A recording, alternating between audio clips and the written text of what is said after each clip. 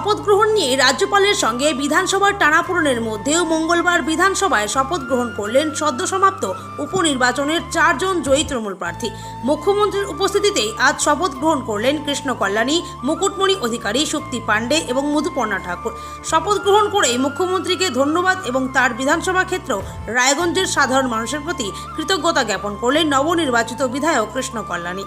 বিধানসভায় সাংবাদিকদের প্রশ্নের মুখোমুখি হয়ে কৃষ্ণ কল্যাণী জানান, আগামীতে মূল যে 3টি কাজের কথা জানালেন তা হল রায়গঞ্জ বারসই সড়ক যোগাযোগ, রায়গঞ্জের নিকাশি ব্যবস্থা এবং যানজট সমস্যার সমাধান। আসুন শুনে নেই ঠিক কি বললেন বিধায়ক।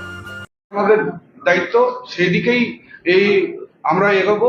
বিশেষ করে আমি রায়গঞ্জের ক্ষেত্রে আমি বলতে চাই যে 3টি কাজ আমি যেটা প্রতিশ্রুতি দিয়েছিলাম সেটা হচ্ছে রায়গঞ্জ বারসই রোড কানেক্টিভিটি, যেটা 90% কাজ অলরেডি হয়ে গেছে। আমাদের ফিনান্স ডিপার্টমেন্ট থেকে ওই ব্রিজের জন্য টাকা স্যাংশন হয়ে গেছে। শুধু বিহার সরকারের কাছ থেকে এনওসি একটা লাগবে, সেটা এনওসি পেয়ে গেলে রায়গঞ্জ বারসইয়ের যদি রোড কানেক্টিভিটি হয়ে যায় তো রায়গঞ্জ ইকোনমিক্যালি অনেক গ্রো করবে। দ্বিতীয় হচ্ছে রায়গঞ্জের ড্রেনেজ ব্যবস্থা, সেটা অলরেডি আমি আমাদের এডমিনিস্ট্রেটিভ মন্ত্রী উদয়ন গুহকে রায়গঞ্জ মিউনিসিপ্যালিটি থেকে প্রপোজাল বানিয়ে ওনাকে আমরা দিয়েছি। হ্যাঁ, খুব শীঘ্রই রায়গঞ্জের ড্রেনেজ সিস্টেমটার কাজ চালু হবে।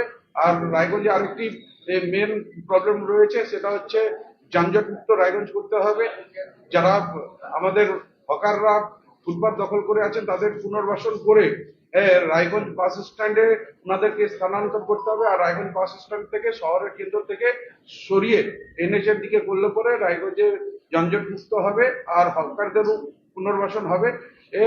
এই 3টি কাজ আমাদের প্রাথমিকতা রয়েছে, যেটা আমরা খুব শীঘ্রই এই 1 বছরের মধ্যে এই কাজটাই করব।